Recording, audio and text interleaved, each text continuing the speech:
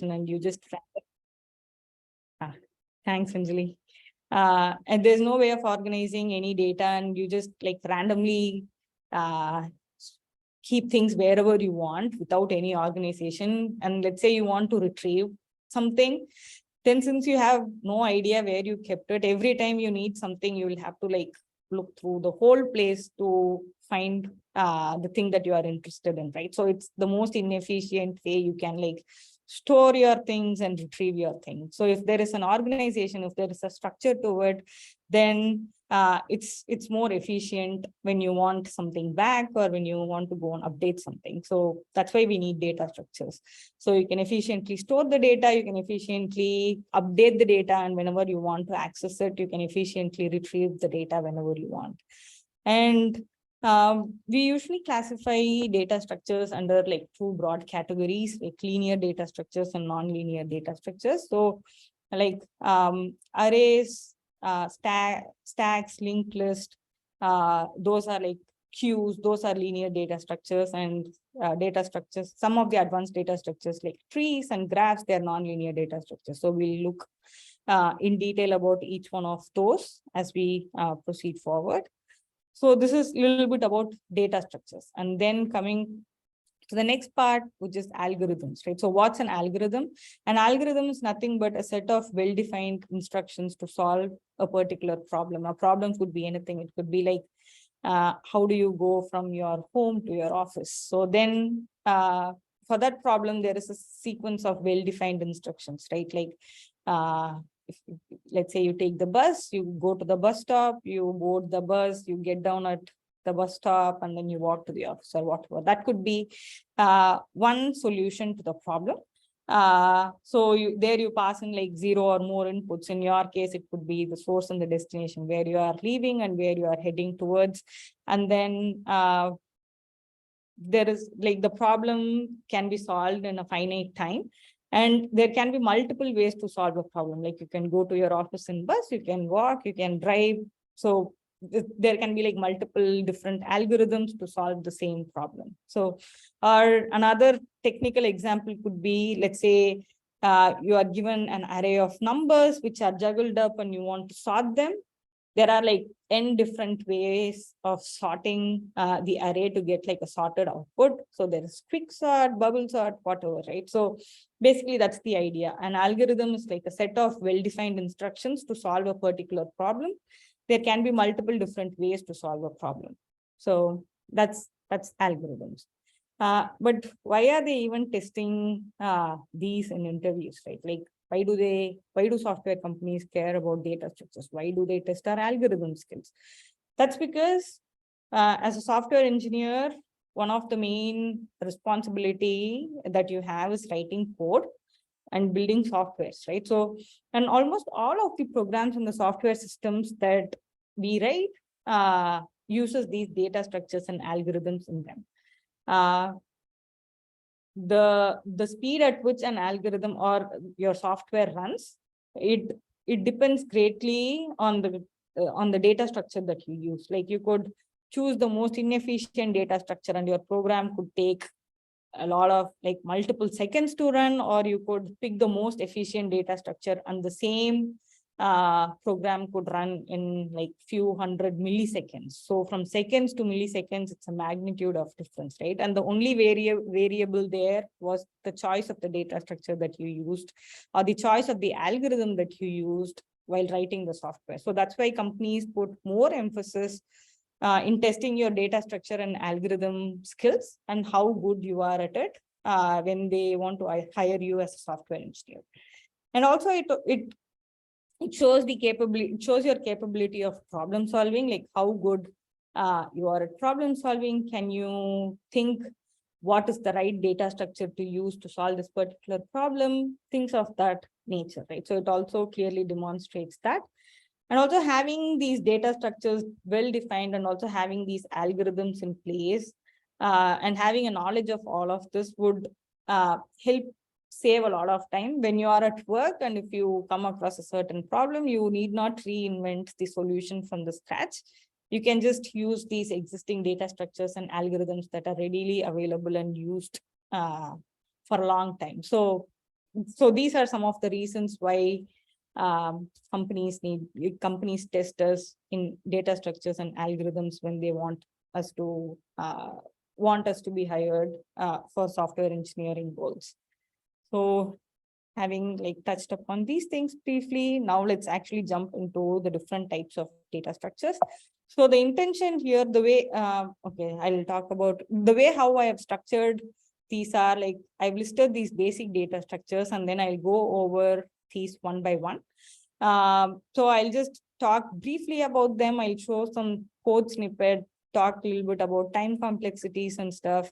And then I've also listed, okay, I'll just go over it. I've also listed some of the common interview problems that are usually like asked for that particular data structure. But the point here being, we are not going to be discussing all of this. The idea here is to just expose you to these problems so that after the session, you can download the presentation, look at these problems, look them up online, see if you can solve them and start working from there. So it's more of a resource that you could reference back after the session.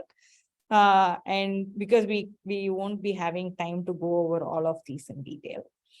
So having said that, today we'll be talking about the basic 4 linear data structures: arrays, linked lists, tags, and queues. And then we'll also be talking about my favorite nonlinear data structure, which is trees. And then finally, we'll end up with graphs.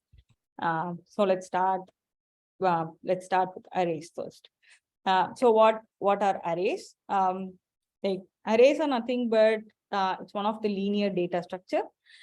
So basically, arrays are a collection of similar data structures stored in contiguous memory locations. So if you think about computers, memory, if you declare an array, if you write code to initialize an array of size 5, and let's say the starting location of the array is at memory 100, memory position 100, memory address 100, then it would take like 5 contiguous spaces starting from 100 to store the content of that array. So data is literally like stored in contiguous memory locations.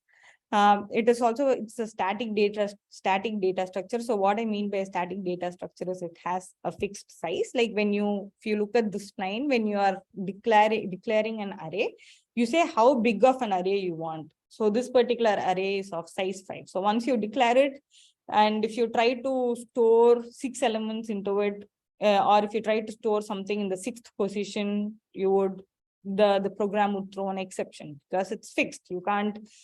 You can only store, retrieve, and update at max 5 elements in the array. And what are some of the basic operations that we usually do on these arrays?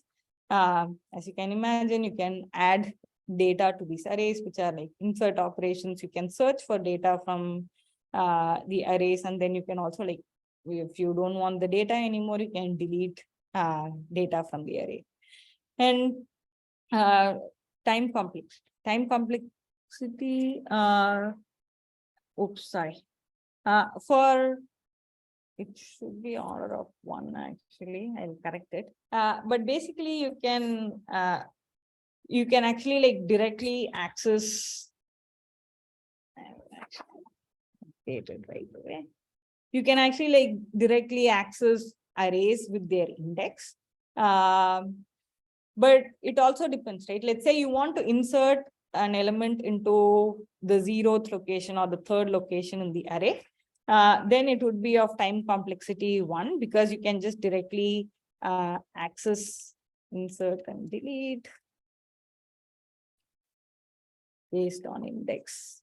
So let's say you know the position and you want to insert or delete something there, then it's search. Okay. If you want to insert or delete something there, then it's a constant time operation because the array is already defined. You can actually access it. Like you can, like here I have assigned array of 2 equal to 30. So those are constant time operations. But let's say you want to search if some element is present in the array. Let's say if you want to search if element C is present in this array, then the only way you can search is probably by going over all the elements in the array from the beginning or from the end or from wherever, and seeing if, okay, if is the first element C, is the second element C, or is the third element C, right? So worst case, you'll be going over the complete array to figure out if a particular element is there or not in the array. So if it's an unindexed operation where you basically have to go over the entire content of the array, then it would take order of n time. If it's like an indexed operation, if you just want to insert something into a particular location or delete something that's present in a particular location, then it's basically order of one. And by auxiliary space, what we mean is like, do we need any additional space to store an array, right? Like essentially, if this array is of size 5, then we would only need just enough space to store 5 integers, and the array doesn't use any auxiliary space. There are data structures like linked lists, which we would be seeing next, where they would need additional auxiliary space to store the data in them. So arrays doesn't need any such additional auxiliary space. So that's why it's order of 1. Here, this is like a very basic example of arrays. If you want to just start writing code using arrays, this could be a good start. So here we are just declaring an array. We are allocating an array of size 5. And so when you declare an array like this, saying array equal to new int of 5, so now we basically have like an array initialized with size 5, and all the elements would be initialized to 0. So you have like a fresh array with everything initialized to 0. And then you can explicitly go and initialize the contents within the array however you want, like whatever the program logic wants. So here in this example, I've just assigned random values to each index in the array, and towards the end, we are just basically iterating over the array. So the array.length call would actually give us 5, which is like the number of elements in the array, and then we are just basically printing them. So this is how you get started and work with arrays. And some of the common pattern, like common interview problems could be like, how do you find the top, like what's the third largest element in the array, or what's the second largest element in the array? How do you sort all the elements in the array? Or let's say, let's say there are like random numbers in the array, they might give you a number and say, can you find if there are like 2 elements in the array that sums up to this particular number? So they usually call it 2-sum problem. So these are some of the common questions that I have heard in the past being asked in the interviews, and I've like practicing some of these would also like sort of give you a way to get yourself familiarized working with arrays. And I've heavily used like when I used to prepare for coding interviews earlier, like back in the days, I used to heavily use Geeks for Geeks, because they have like a ton of amazing resources there for each and every data structure, lots of problems, lots of descriptions. I love their explanation style. They have a lot of theory plus also like problems, and the solutions in multiple languages like C, C++, Java, C#, I guess. So yeah, you can refer to Geeks for Geeks if you are interested in learning more about arrays. I've actually like put their links for all data structures explicitly at the end of each section. So those are for arrays. Next up are the linked lists.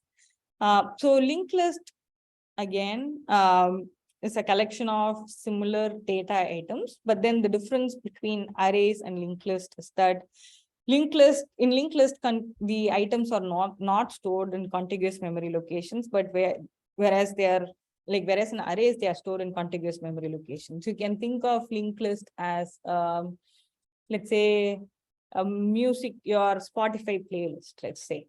So we have like a bunch of songs, and my playlist might have songs in a different order. Your playlists might have songs in a different order. So the songs are same, but then the way how you structure it and how you link them in your playlist could be completely different. So now each song has a reference to the next song and has a reference to the previous song. So you can go next, you can go to the previous song. So that's the idea of a linked list here.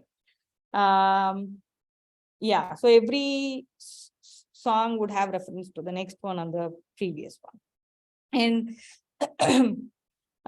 And these elements, so this is like a classic, like this is how the linked list nodes are usually defined. The linked lists have like a bunch of nodes connected with pointers. If each node only has a pointer to the next node that is present, they are called singly linked list. Here I've named them simple linked lists. So here, each node has like a data field, and then each node has like a next pointer which points to the next node in the linked list. And if you take the whole linked list class, it usually has a head node which points to the first node of the linked list and a tail node which points to the last node of the linked list. So this is how you define a linked list, and all my code snippets are in Java. So if you see here, the basic operations that we can actually do in a linked list are similar to what we saw for arrays. You can like search for elements in a linked list, you can insert something into the linked list, and you can delete stuff from the linked list. And this is a dynamic data structure in the sense it doesn't have a fixed size. You can keep adding how many ever nodes you want to the linked list, unlike arrays where you have to specify the size right at the beginning when you initialize the arrays, right? So linked list is dynamic. You can keep adding things to it, delete from it, doesn't have a fixed size. But one downside is it doesn't have random access. In arrays, you can just say array of 3, and then you can directly access the third location and fetch the element from there. But here, since these are not stored in contiguous memory locations, you have no idea where the third element is stored. So every time you need, let's say, the third element, you have to start from the beginning and go over the first element, second element, and then go to the third element. So random access is not allowed in linked list. So that's the downside. You can build a linked list of indefinite size, but then you don't have direct access. So that's the trade-off there. Which one is more important to you? Based on the problem you have in hand, you decide if you want to use an array or a linked list. And also, as I mentioned earlier, arrays doesn't need any auxiliary space. That's why it has an constant auxiliary space. Whereas if you see, to store each node in the linked list, in addition to the data field, we also have this pointer field, right? Which is like an additional space.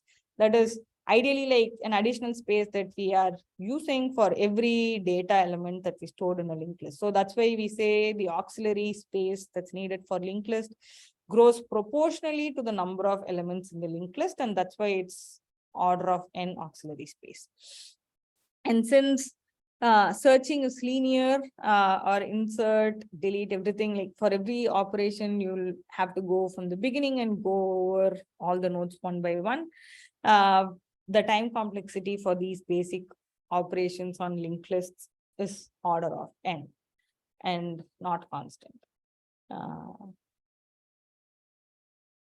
And there are actually a few different kinds of linked lists. So the one that I showed here is just the basic singly linked list. So instead of each node having a pointer only to the next element, next node, if they also have a pointer to the previous node, then we call them doubly linked list. This is the playlist example that I spoke about, because from each song, you can go to previous song or you can go to the next song as well. So again, like search is linear. In a doubly linked list, interestingly, you can insert or delete with O of 1, because now let's say you want to insert something in between A and B. All you have to do, since there are like, it has pointers to both the previous node and the next node, you would basically say, okay, set A of next to, let's say the new node is D. You would just say set A is A dot next to D, B dot previous to D, and then D dot previous to A, and D dot next to B. So you can literally, since you have both the references, you can literally just insert it in between without having to go from the beginning. So that's why you could, in a doubly linked list, you could just do it in order of one. And there's another type of linked list called as circular singly linked list. So it's essentially the same as I showed before. In a normal singly linked list, the next element of the last node is usually pointing to null.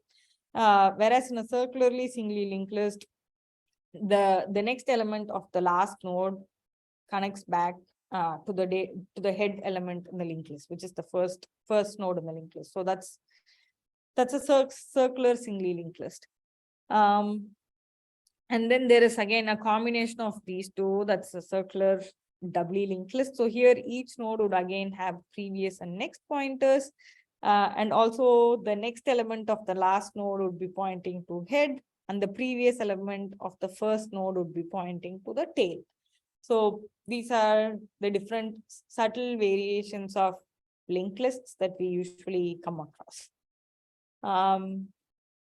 Again, like some of the famous or well-known linked list problems, if you want to get started on, like these could be a good start. How do you, given a linked list, how do you reverse a linked list? How would you find an element in the linked list? Deleting a linked list. Given a linked list, how would you figure out if a particular linked list is a circular linked list or not? How would you determine if there is any sort of loop in your linked list or not? Things like that. Or given a linked list, how would you split it into like n different smaller linked lists? Like solving some of these problems could get yourself familiarized with working around linked lists. And if you just solve some of these problems, then you would develop like it will be more comfortable for you to work with linked lists in general. So yeah, I've just put some of the common problems here. And again, I've also mentioned the Geeks for Geeks link here too. Then the next type of data structure here is stack. Again, this is again a linear data structure. The difference between the ones that we saw earlier and stack is that in stack, the operations are performed in a fixed order, in the sense it usually happens in a last in first out order. So let's say this is the stack, right? You can keep pushing data in. Let's say I pushed 1 first and then 5 and then 25. And now when you have to push 40, it goes to the top. So that's and when you have to like remove data from the stack, we call it pop. The element that went in last would be the one that would come out first. That's why it's called last in and first out. So now after 40 is inserted, if you were trying to pop an element out, 40 would come out first. And usually linked lists, stacks can be implemented using arrays or linked list. Again, depends on the problem that you're trying to solve and what is important to you. Because if you implement stack using arrays, then as I mentioned earlier, it would be a static stack. It can only hold a certain number of elements, but then it would be faster. Whereas if you want like a dynamic stack with which keeps growing endlessly, then you could use like a linked list implementation of stack. For example, like when I was thinking about like real life examples on where we would really need like a static stack and where a linked list based stack might not be needed. Let's say you have Google Docs, right? And you have these undo operations. You type something and then you did a mistake. So you press Control-Z and you go back, right? There are only like, I think a certain number of undos that you can do at any point. It could be a fixed number like 15 or 20. I don't know the number is, but then let's say that is fixed. So you know that you cannot undo more than 15 operations at max at any point in time. So there you can choose to just declare a stack of size 15 based on like using an array implementation and just stick with it, and then it would be fine. But then if you need a stack that has to be dynamic and you don't really know how big it would grow up to, then you could use like a linked list based stack. And these are the basic operations. Push means adding things to the stack. Pop is removing things from the stack. Top is an operation where you can just like see what's the element, top element in the stack without popping them from the stack.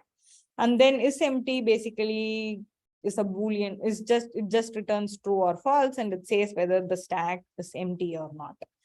And time complexity is order of 1, because you always like operate only at one end. You either add to the end of the stack, or you remove from the end of the stack. So there is no, you need not go over the entire content of the stack to perform any of the operations. So it's like order of 1. And again, if you use a static, in this example, I've used an array-based implementation of stack. So if you're using an array-based implementation, then as I mentioned earlier, the auxiliary space is 1 because we don't need any additional space.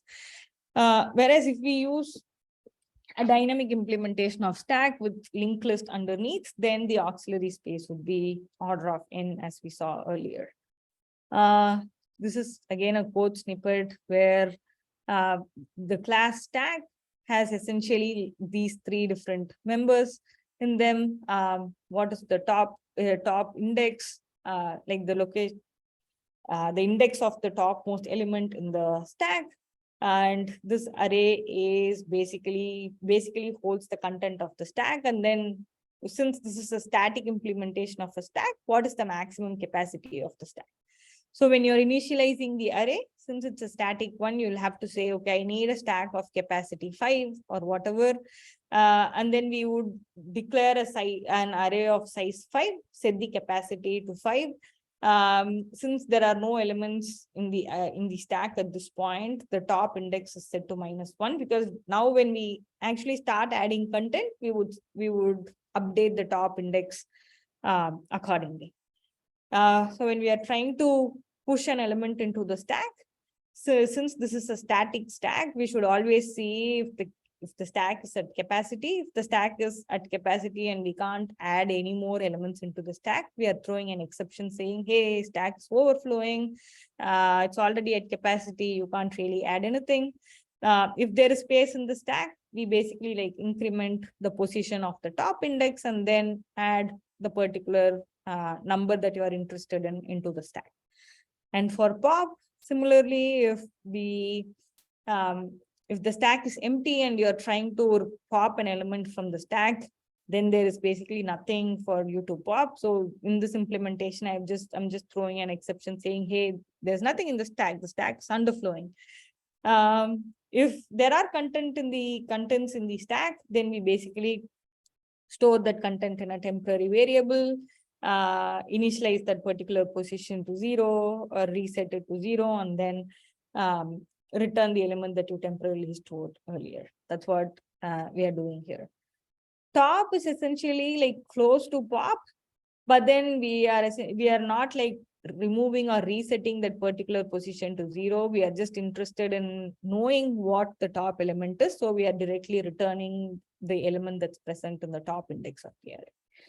And then is empty. Is empty basically just says if the stack is empty or not, right? So whenever you see like when we reach a point where the stack is empty, the top would always be -1. So it's as simple as checking if top is -1. If top is -1, we can we can say with guarantee that the stack is actually empty and return true. If top is not equal to -1, if it's greater than -1, then it means that there's at least one element in the stack and the stack is not empty. So we would be returning false.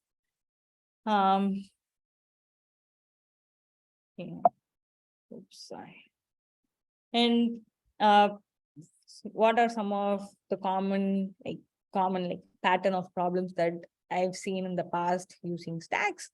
We'll be talking about queues next. So I've seen problems like how would you implement queues using stacks? These are like puzzle sort of problems, which makes you think, interesting. How do I implement one data structure using another data structure? Like, how can that be done? And min stack problem. Min stack problem is essentially, in addition to push, pop, top, and SMT, they would tell you, like, they would ask you to implement another function which says minimum. So what that function would do is, like, at any point, if you call minimum, it would give you what's the minimum element that's present in the stack. So they usually call it min stack. And also like, if you have heard about these prefix, infix, and postfix conversions of strings with parentheses and stuff, like usually if you hear any of these conversions, the underlying data structure that is usually used to solve those problems is nothing but stack. And because of this last in, first out nature of stack, any sort of reversing a string, reversing words in a string, characters in a string, whatever, any sort of reversing can easily be done using stack, because you push everything in one order, and then when you pop, naturally things come out in reverse order because of the nature of how a stack works. So in those situations, you can use stack. And yeah, spend some time like going over these questions and why stack makes sense to solve these questions after the session. And as you expose yourself more and more to these problems, you would start to notice a pattern. Okay, so if they ask these kind of questions, then okay, stack's the way to go. If they ask these kind of questions, then queue is the way to go. It might be overwhelming when you're seeing these things for the first time, because when I saw these for the first time, I had no clue why I have to use a stack to check mirror in an n-ary tree. But as I spend more time practicing and looking at these problems again and again, it all started making sense, and I started seeing a lot of pattern there. So that's about stacks. The next one are queues. This is like, again, the last linear data structure that we are going to see today. As opposed to stack is the last in, first out data structure, right? Whereas queue is the opposite of it, first in, first out data structure. So whatever goes into the queue first comes out of the queue first. It's like normal queues that we deal with day in and day out, like in grocery stores or wherever, right? It's the same concept. Again, similar to stacks, queues can also be implemented in static or dynamic nature using arrays or linked list, depending on what you're trying to solve and what matters to you, to the problem in hand. So same things there, the time complexity, the auxiliary space, all of those things remain the same as stacks that we saw earlier. In stack, the operations are called push, pop, top is empty, right? Whereas in queues, they are called like NQ, DQ. NQ essentially means adding an element to the end of the queue, and DQ essentially means like removing elements from the beginning of the queue. There we had top, which just says what the top element of the stack is, whereas in queues, we have this function called front, which would give us, okay, what's the frontmost element in the queue, and we have this function rear, which would give us what's the last element in the queue, and then is empty essentially just says if the queue is empty or not. So this is the code snippet. Since I used like a static implementation using arrays for stacks, I used a dynamic, I've written a dynamic implementation using linked list for queues. So as I mentioned earlier, linked list usually has like a linked list node usually has a key and a pointer to the next node. So I have defined that node. And then the class queue usually has like a front node and a rear node, a pointer to front and the pointer to rear. And when you declare an empty queue, usually front and rear are initialized as null. And when you are, these are the code snippets for the other functions, right? Let's say you want to add an element into the queue, you declare a new node. If the queue is empty, then front and rear would be null. So that's going, the node temp is going to be the first element that you're going to be adding to the queue. So you initialize both front and rear to temp. Or if there is already an element present in the queue, then you basically just add element to the rear end of the queue, right? So that's the NQ operation. So you only work with the rear element in the queue. Similarly, for DQ, if there are no elements in the queue and you're trying to remove something, then we are just throwing an exception saying, hey, the queue is empty. We can't really DQ anything from the queue. And again, if that's not the case, and if there's at least one element in the queue, then we remove it. Like we basically like just manipulate the front pointer, because we only can remove from the front position of the queue. So we just store the element of interest in a temporary variable, and then we just say front is equal to front dot next. But let's say there was only one element in the queue, and we removed that also, and now front is equal to null. Then what essentially means is that now the queue is empty. There are no elements. So we are also setting rear is equal to null. So now the queue is empty, both front and rear are null.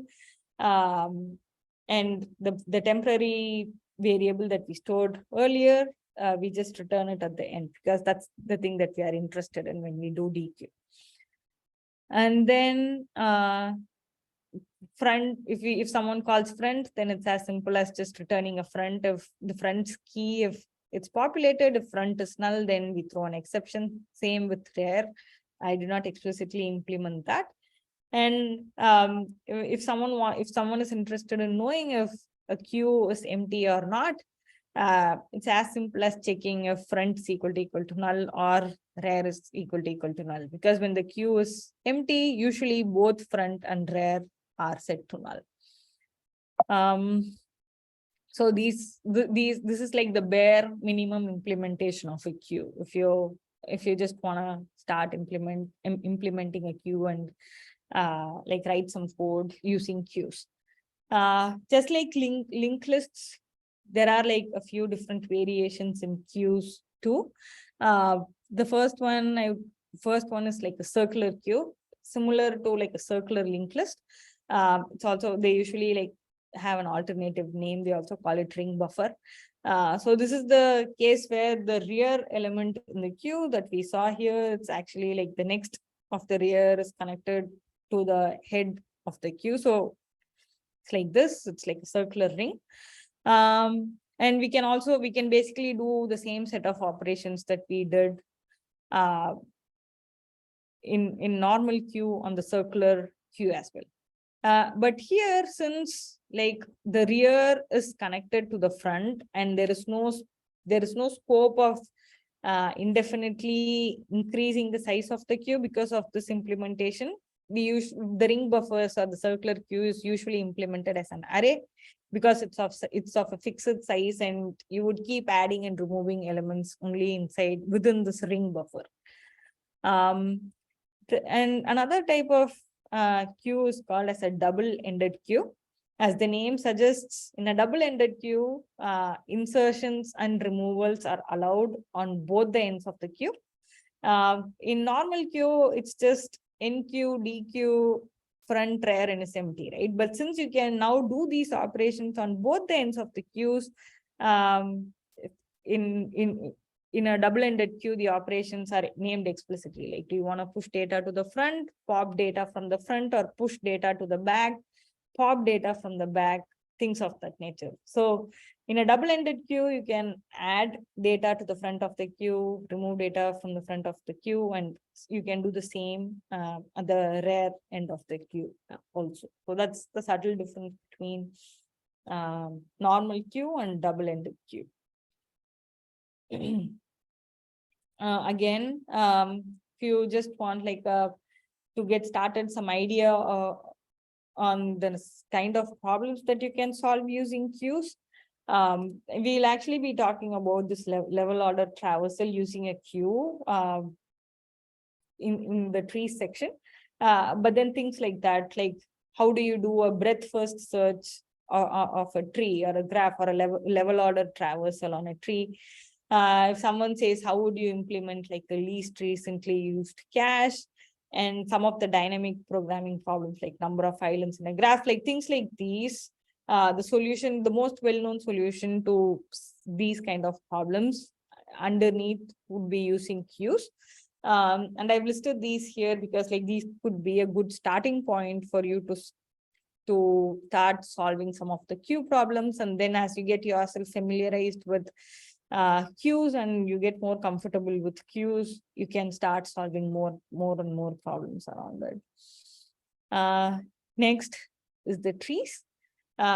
Trees is my favorite data structure because there are like so many things that you can do with it. And I've also seen like a lot of interview problems around trees and trees. So yeah, this is one of the interesting data structures. So tree is dynamic because it can keep growing however big we want it to grow. So it's a dynamic data structure. And also, as you can see in this example here, it's an hierarchical data structure. So there is a parent node.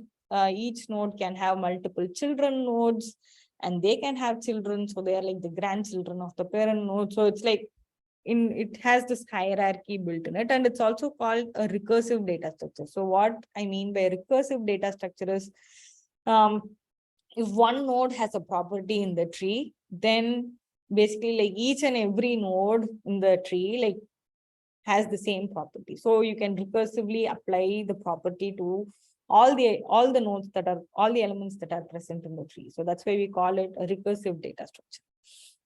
And if it's a normal tree, then there is no restrictions. Like this particular tree only has like 2 children at any point for a node, but then a normal tree can have any number of children.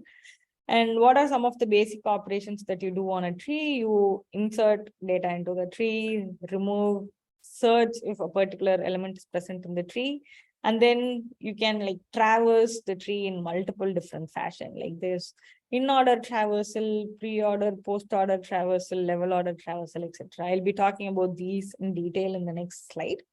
And trees also have like a lot of terminologies involved in it. So I've listed some of them here. So a node, basically each circle that you see here, a node is like the fundamental unit of the tree. And the edges that are connecting all these different nodes, like the links that are connecting all these different nodes, they are called the edges of the tree. The first node, the topmost node of the tree is called a root. And the bottommost nodes, which actually doesn't have any children, they are called the leaves. It's very interesting because this is exactly opposite to real life trees, right? In real life trees, leaves would be on the top and then root would be at the bottom, but here root is on the top and leaves are at the bottom. So that's one fun part about the trees. And then at every level, if we take 1, then the predecessor of 1, 0, it's called the parent of 1. And then the immediate descendant are called the children, like 3 and 4 are called the children of 1. And the nodes that are at the same level as 1, they are called the siblings of 1. Like 3, 4, 5, and 6 are siblings, 1 and 2 are siblings. You get the idea, right? So these are some of the terminologies that are associated with trees.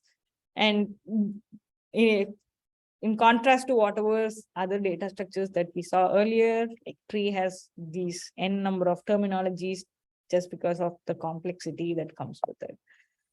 So now I said a general tree can have any number of children, right? So there is no constraints, like can have 2 elements, like here P has three children and R has 2 children. So there are no constraints on the number of children that are there in a generic tree. Whereas let's say, let's take binary trees. So as the name says, each node in the tree can have only like at most 2 children, and they are usually called as left and right children. So that's why hence the name binary trees. But there are these even like more special type of trees that are very commonly used. They're called as binary search trees. So again, since it says binary, each node only can have like at most 2 children. But there is one more additional special property on top, and that is in a binary search tree, the value of left child should always be less than or equal to the value of the parent, and the value of the right child should always be greater than or equal to the value of the parent. And that's applicable to each and every node in the tree. For example, if we take the root, which is 8, everything that's on the left side of the tree, the whole subtree should have values that are less than or equal to 8. And the whole subtree to the right of 8 will have values that are greater than or equal to 8. And the same property, the same recursive property is applicable to all the nodes. You take 6, everything to the left of 6 would be less than or equal to 6. Everything to the right of 6 would be greater than or equal to 6. So on and so forth for all the nodes. So that's binary search tree.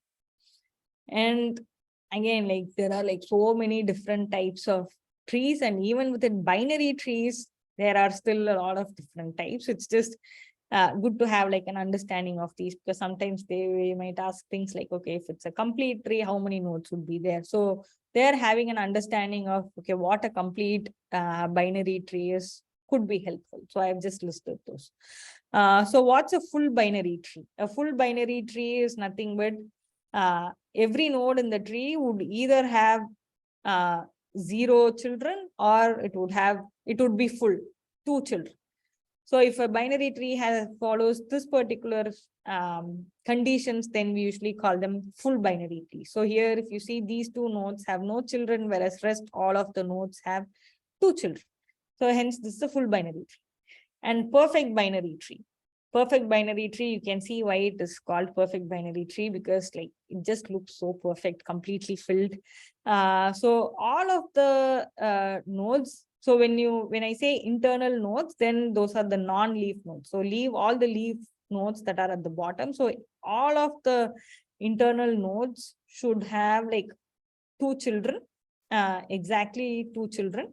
And all the leaves would be at the same level, like towards the end of the tree. The tree would look completely filled and perfect. So hence the name perfect binary trees. And then there is this complete binary tree. So it is not as perfect as the perfect binary tree, but it's the closest to a perfect binary tree. So all the internal nodes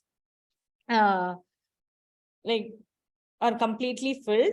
The only nodes that are not completely filled are the last level leaf nodes, where there could be some empty nodes towards the right end of the tree.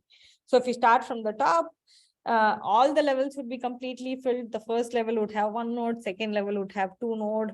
If there are like more than 3 levels, the third level would have 4 nodes. And the fourth level, if it's completely filled, it should ideally have 8 nodes, but then there could be like 7 nodes or 6 nodes, but then all of them would be filled, would be as left as possible. So that's like a complete binary tree. And then we would also come across this term called balanced binary tree. So what is the meaning of balanced binary tree? In a balanced binary tree, let's say you take the height of the tree, right? So what is the height of the tree? Let's say this tree is of height 1, 2, 3, and 4, because like from the root till the leaf, there are 4 nodes. So this tree is of height 4. So if you take any node in the tree, and if you look at the height of the left subtree and the height of the right subtree, and if the height of the left and the right subtree differs by at most 1, then such a tree is called as a balanced binary tree. So the tree sort of is always balanced. It doesn't look like this, where it's like really wonky, and here the right subtree's height is 0, the left subtree's height is 4. So the difference between the left and the right subtree is definitely greater than 1. So if you look, it definitely looks unbalanced, right? So that's the definition of a balanced binary tree. It's almost balanced. Either the subtrees would be of the same height, or at most they vary with a height difference of 1. And degenerate binary trees, these are the trees where, like each node has like 1 child, either left child or right child. And if there is a tree that's like that, it looks so funny, it's usually called degenerate binary trees. I mentioned earlier that we would be talking about the different kinds of traversals in a tree. So before jumping into the traversals, I've just defined a tree node here. So a tree node holds a value, and it has a pointer to the left child, and it has a pointer to the right child. So T node left, T node right. And whenever you're creating a node, whenever you are creating a fresh node, you usually set the value to the value of interest, and then A fresh node would have left and right pointers as null. And then the binary tree, like any tree, usually has a reference to the root node always. So hence T node root. And what are the different traversals of a tree? Pre-order, in-order, and post.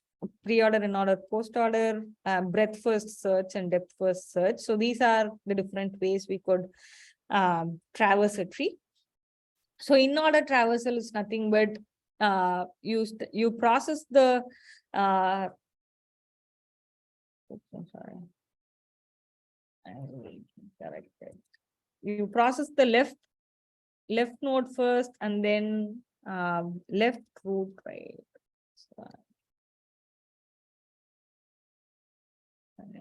Yeah. So you first process the left subtree, and then you process the root, and then you process the right subtree. So that's the in-order traversal. You are processing it in order. So what I mean by that is, here I think I've made a mistake copying it. We can refer to this example here. We can refer to this sequence here. So in order would be processing the left tree first, right? So we are starting at the left tree, the leftmost tree first. So we'll go to 1, and then again we'll process the left subtree first. So we go to 3. There is no more left subtree to process. So we are processing 3 first, and then we are going to the root, which is 1, and then we are going to the right side of the tree, 4. So we have done left, root, and right. The whole left subtree is done. So left root, which is 0, and now we are finally going to the right subtree. In the right subtree, again we are doing the left, we are going with the same left root and right approach. That's why 5, 2, and 6. So if you do left subtree first and then the root followed by right subtree, then that's essentially called an in-order traversal in the tree. Pre-order traversal is where you process the root first, and then you would process the left subtree, and then you process the right subtree.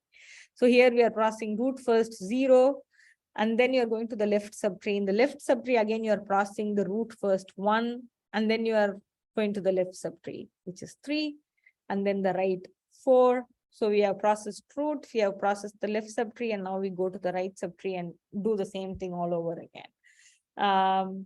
So these are like the Java implementations of that, a recursive implementation of the different sorts of traversals. And then we have this interesting level order traversal. As I mentioned earlier, whenever we talk about level order traversal, you can do an easy implementation of it using queues that we saw earlier. So the easiest way to do like a level order traversal is you declare a linked list. You just put the root of the tree into the linked list. So you enqueue or you add the root to the linked list. And then you you remove an element from the linked list, just print it or do whatever you want with it, and then add its children, left and right children, back into the linked list. So if you keep doing that until the linked list is empty, what essentially you would get at the end is nothing but like a level order traversal of the tree. You would get 0 first, and then this level 1 and 2, and then this level 3, 4, 5, and 6. So you can essentially do like a level order traversal of the tree by using a linked list implementation. So you put 0 first, and then you remove 0, print, save it in an array or whatever, because let's say that's the result, the level order traversal that you are interested in. You remove it, and then you add its children 1 and 2 into the queue. That's what we have seen there. And then you're removing 1 here, storing it into the result, adding the children of 1 into the queue, 3 and 4. And then you remove 2, add their children, add 2 children into the linked list, 5 and 6. And basically then you remove 3. 3 has no children to add. So then you remove 4, add that to the result, it has no children, 5, 6, so on and so forth. And finally, the linked list is empty. And when you look at the result array that you have been building up so far, it would exactly represent the level order traversal of the particular, of the tree that you are traversing. So any sort of level order traversal can be done on a tree using queues.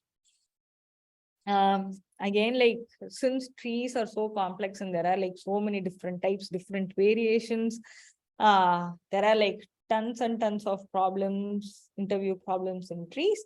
But the most important, I would say, is get yourself familiarized. No one would ask you to, like, at least I've never come across a problem where they would ask you to add an element into the tree or remove an element from the tree, rebalance the tree. I've never come across any interviews where they focus on that, but most interviews, they would be focusing on traversing the tree in some way, finding two elements in the tree, or they'll give you some conditions and you will have to look for different nodes in the tree, satisfying those conditions. So it's mostly traversal, searching, things of that nature, that interview questions are usually designed to test when it comes to trees, like binary trees, binary search trees, and whatever.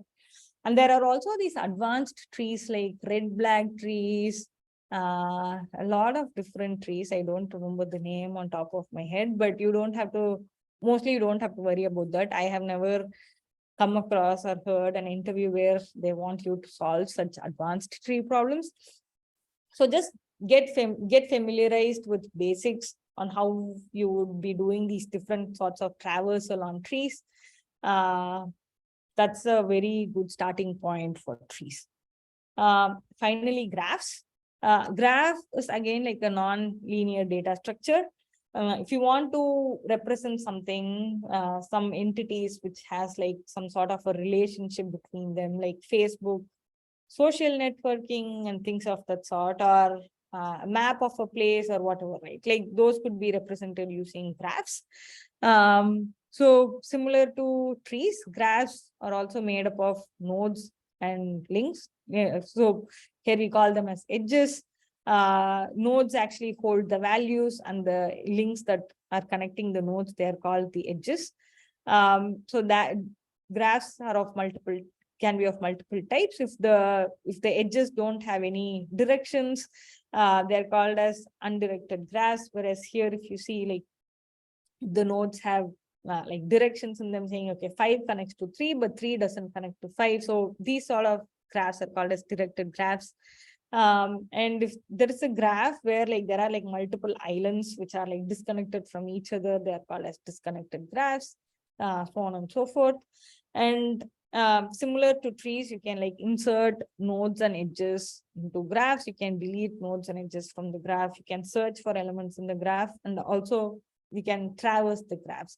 The two most common type of traversal is breadth first search, which is like similar to level order traversal. So you go level by level. Let's say if we take this example, 5 is in the first level, you go down by 1 level, 3 is in the second level, 1 and 2 are on the third level, so on and so forth. And depth first is you keep going depth first. 5, 3, 1, 4, 6.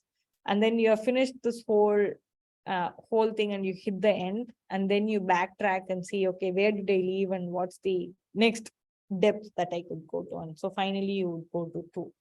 So these are like the different ways you can traverse a graph. These are the 2 common ways to traverse a graph.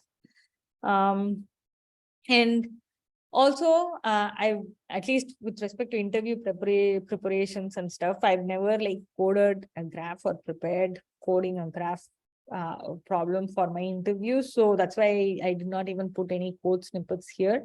But yeah, most probably like they won't be asking, like I've never come across any interviews where you would be like implementing a graph from the scratch and also solving problems on graph, because it's not possible in the 1 hour that they usually have interviews for. You can usually like represent graphs in 2 different formats. They call it like adjacency matrix or adjacency list. Adjacency matrix is where like if 2 particular nodes in a graph has like a edge between them, you mark that particular entry in the matrix as 1. For example, there is an edge between 2 and 1 in this particular graph, right?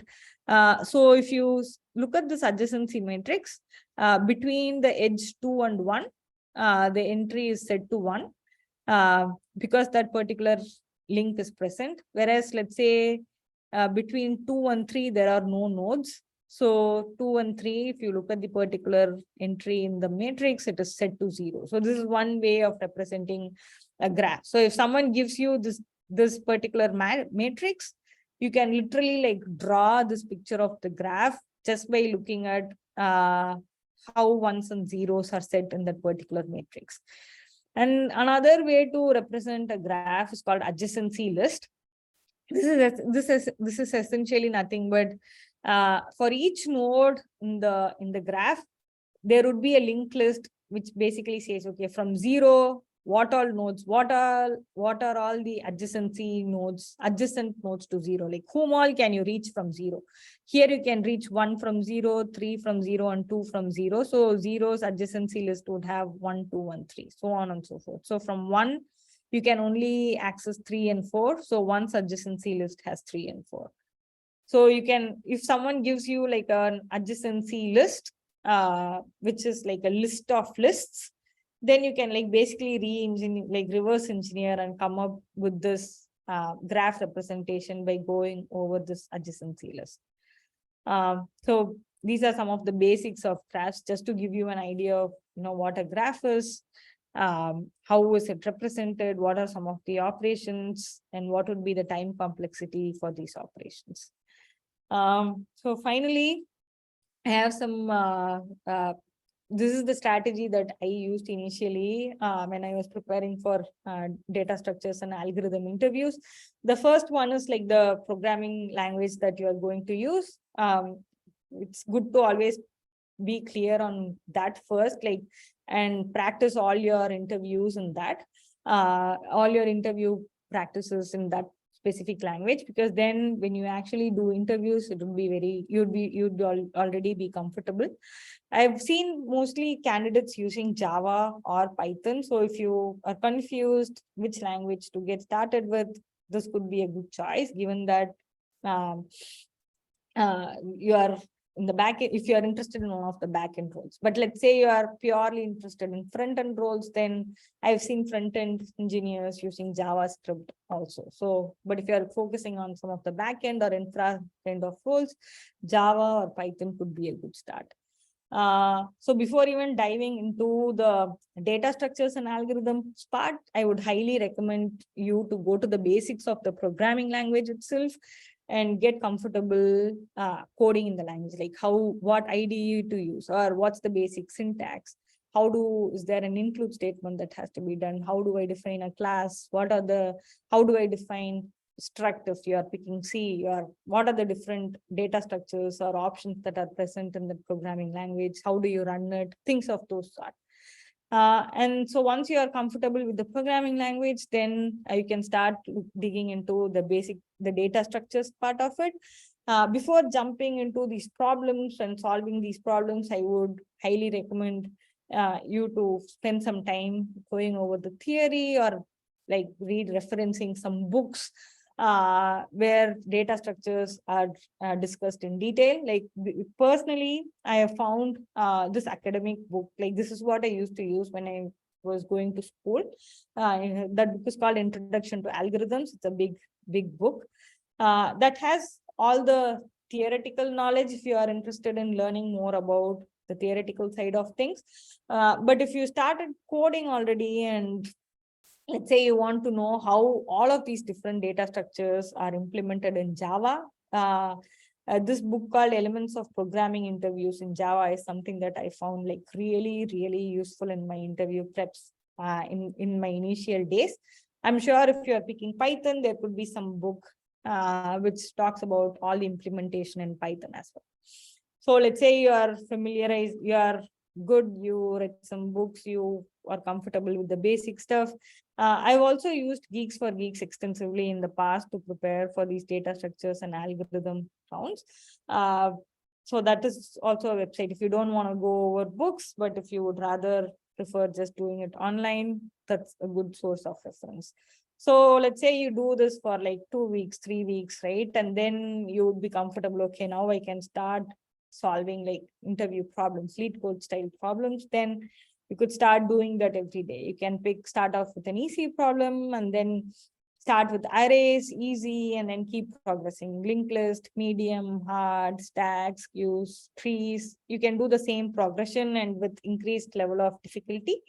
And you don't have to, it does take time. So you need to have some patience and not get frustrated with the process, but just be consistent and keep doing it for a month, month and a half. And by the end of 6 weeks, you would start seeing more patterns. Whenever you come across any problem, you would get a light bulb. Oh, okay, for this problem, stack is the one that I have to use. Or for this problem, I have to probably use an in-order traversal on a binary tree, something like that. You would start noticing those patterns, and you would start, you would basically start figuring out what to use, when to use, how to use, and things of that nature. So just be patient and be consistent. And as I mentioned earlier, I've never really come across many like graph problems or advanced tree problems. The most interview questions are around these very basic data structures, arrays, linked list, stacks, queues, trees operations like hash maps, dictionaries, and some string manipulations and things of that sort. So if you are comfortable and confident on these, you're already in a pretty good place to start interviewing. And I want to interject our Women Who Code algorithm and interview prep series. That's like our back-end study group series. It's a different series that happens, I think, twice a month. So they exclusively focus on algorithms and interview prep. If you are not aware of it, please check them out. They also have a GitHub repository that I have linked here. So there they pick one content, like one specific data structure every week, and they solve whiteboard problems together. So that's where I started volunteering with first in Women Who Code. So that I found attending those series really useful too. And then once you are done with these and you're ready to start interviewing, before jumping into real interviews, I highly recommend doing mock interviews. There are websites where you can do paid mock interviews, which is one option, but you could also do mock interviews with friends. Let's say you have a buddy who is also preparing for interviews. I would say, hey, why don't we do a mock interview together? You can ask them a question, they can ask you a question, and then you could, at the end, give peer feedback to each other, find areas of improvements, and things of that nature. So I always do mock interviews with my friends, and I found it to be extremely useful.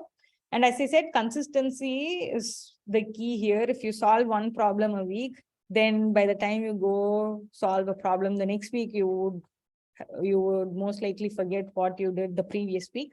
So just stay consistent, even if it's like 2 easy problems a day, just do it for an extended period of time and be consistent with it. At this point, you are ready to start giving your interviews.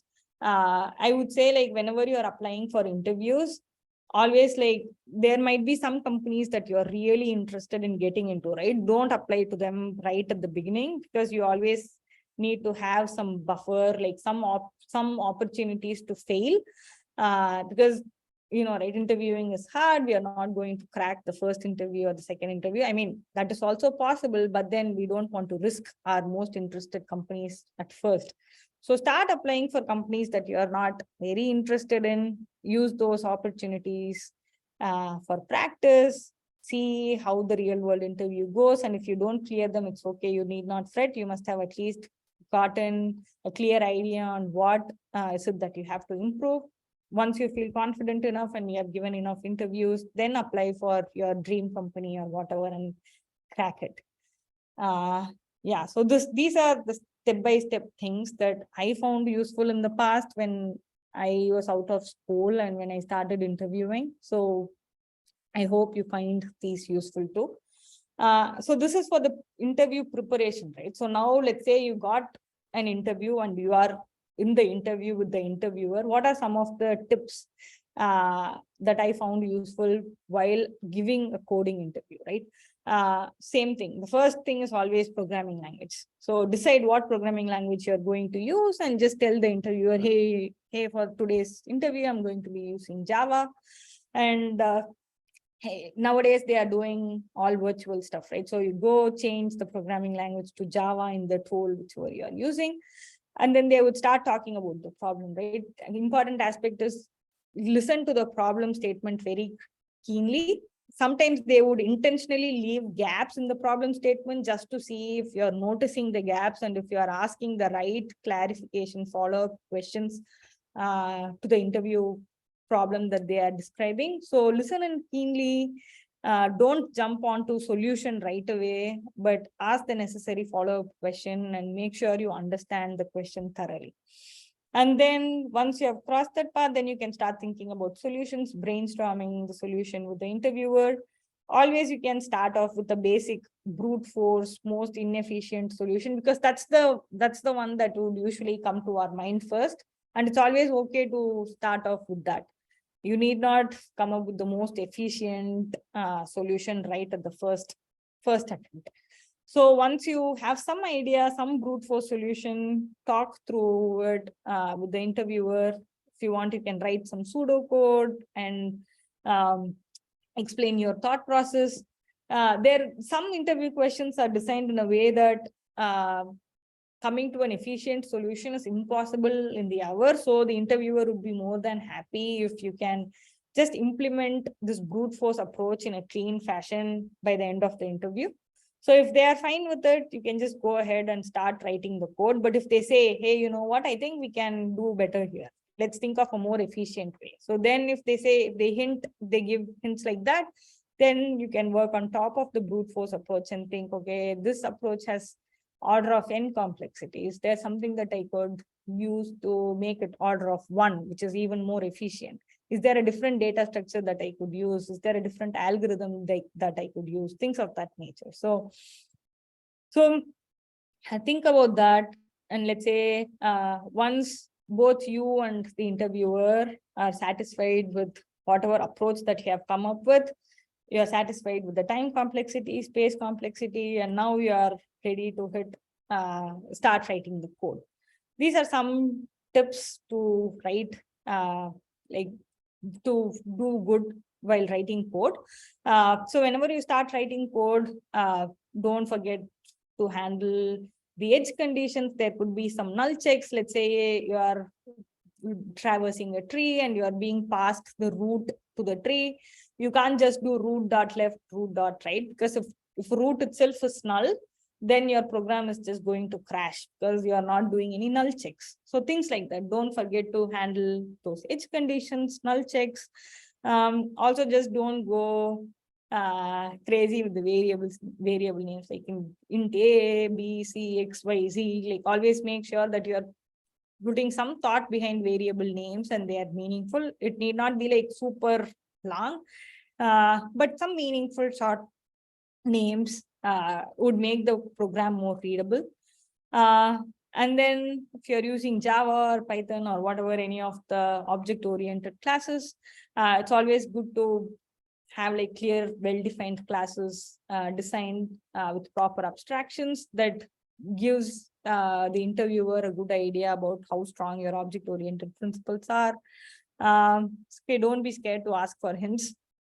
It shouldn't be the case that they are giving you hints throughout the interview, but then like 1 or 2 hints here and there is fine. But the most important part is, let's say they give you hints, you should be receptive to it, listen to the hints that they are giving in, and you'll have to be, you'll have to incorporate it in your solution and make progress. So that's something that they look for. The interviewers usually like are fine with giving you 1 or 2 hints, but how well you are using the hint is really important too.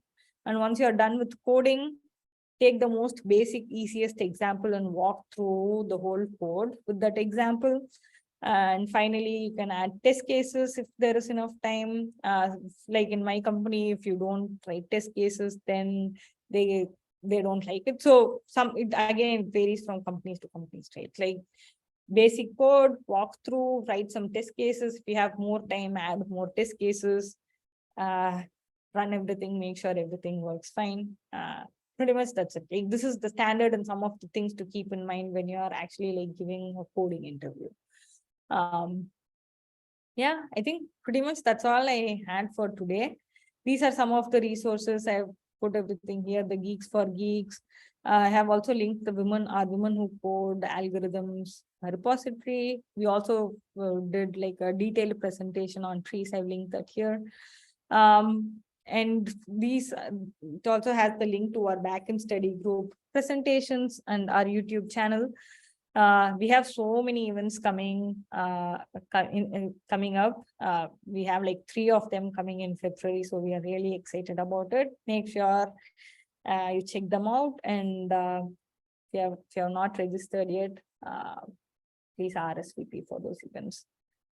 And yes, join our Slack space if you're not there. Join our mailing list if you're not there already. That's it. Thanks, everyone. And also, I have one question.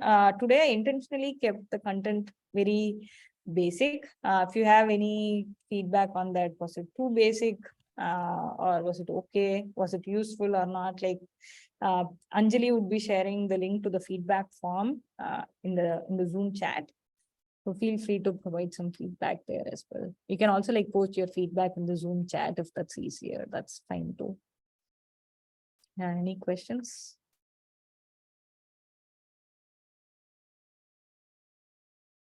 Harini, there was one question from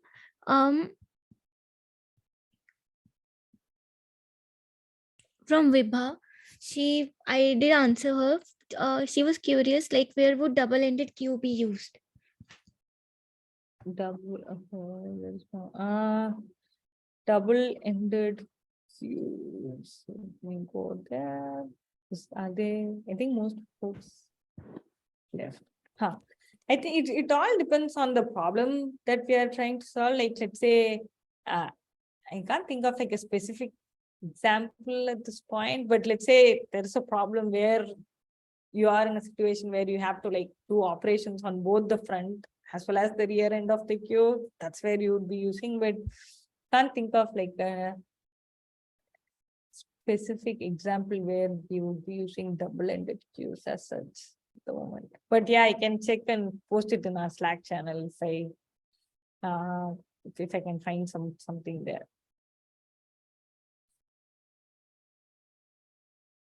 Did answer her, but if you knew some answers, so yeah. Yeah, I'll look for some real life application of that and I'll post it in our Slack space.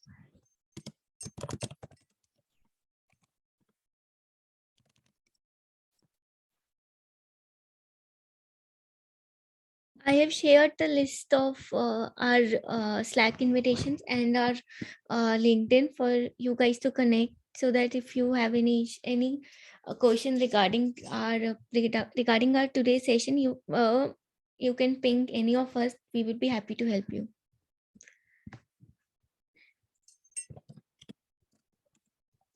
All right. Thanks, everyone.